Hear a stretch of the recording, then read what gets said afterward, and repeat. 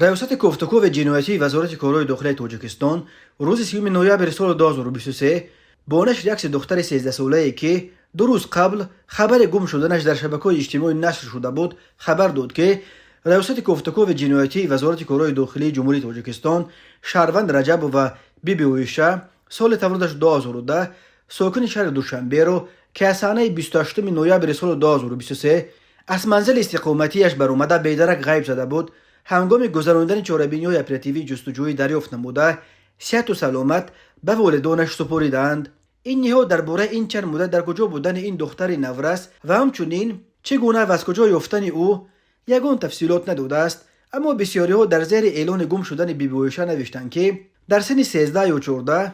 که سن گذرش است، فرزندان به خصوص دختران خیلی نازک میشوند و حتی یک رنجش ناشیز میتواند آنها را به اقدام‌های چون فرار از خانه تعریف دهد. روز 28 نوامبر در شبکه‌های اجتماعی اعلان نشر شد که در آن گفته میشد رجب و بیبی اویشا پرویزونا سال تولدش 2010 صبح 28 نوامبر سال 2023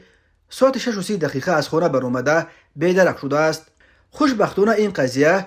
با فرجام خوش به پایان رسید و بیبی اویشا را صحت و سلامت به کنار پدر و مادرش برگردانیدند.